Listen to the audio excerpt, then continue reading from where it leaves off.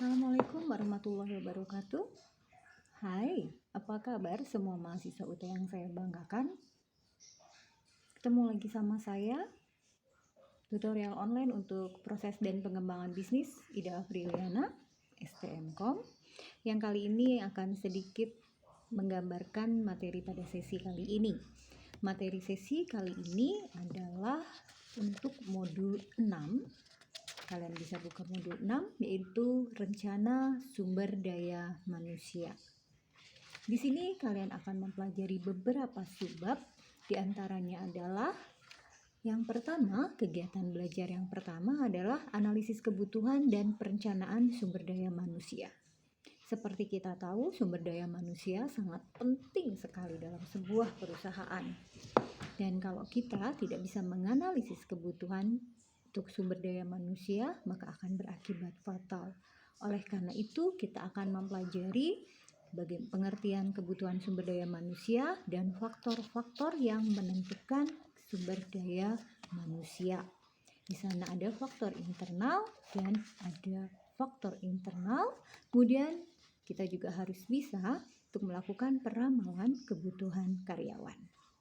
Yang selanjutnya adalah perencanaan sumber daya manusia, di mana sangat penting di sini untuk melakukan bahwa kita harus mengerti tentang perencanaan sumber daya manusia. Kemudian kita harus memahami apa sih integrasi perencanaan bisnis dengan perencanaan sumber daya manusia. Kemudian ada beberapa tahapan perencanaan sumber daya manusia yang harus kalian pelajari di sana.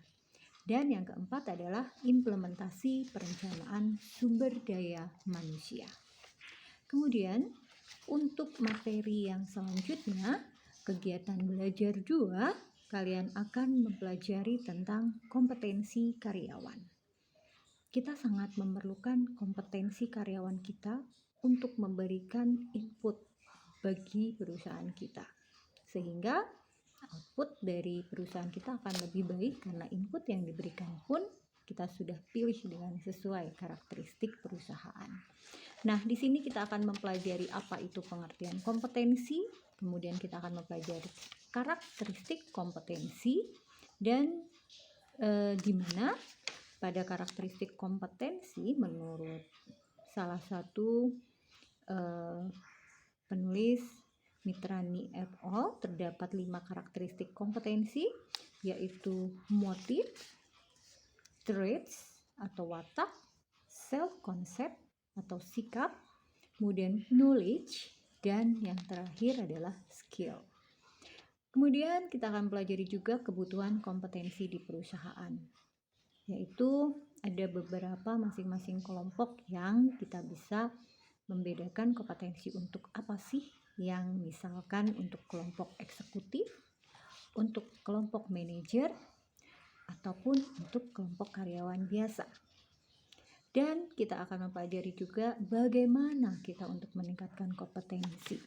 Kita bisa membelinya atau buy, kita bisa membuild atau investasi, kita bisa borrow atau meminjam, menyewa, kita bisa bonds, yaitu melakukan proses fair untuk persyaratan hukum, kemudian lien, yaitu mengikat karyawan dengan tindakan yang kritikal pada semua tingkat.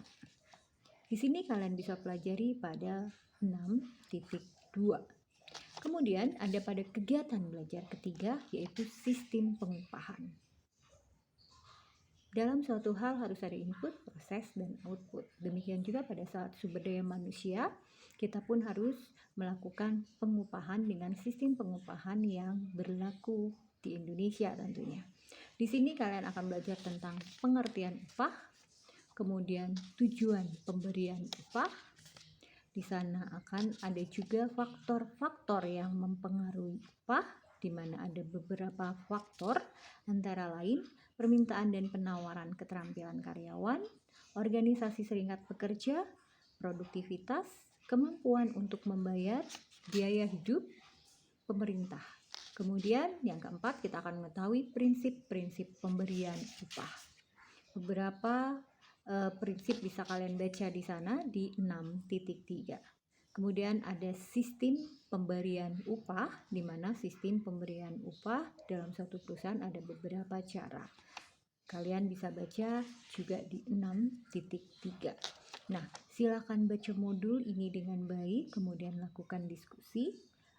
Kirimkan diskusi Anda tepat waktu sehingga Anda akan mendapatkan nilai yang maksimal. Dan jangan lupa, jika kalian belum mengirim diskusi sebelumnya, segera kirimkan diskusi sesi sebelumnya. Selamat belajar, sukses selalu. Assalamualaikum warahmatullahi wabarakatuh.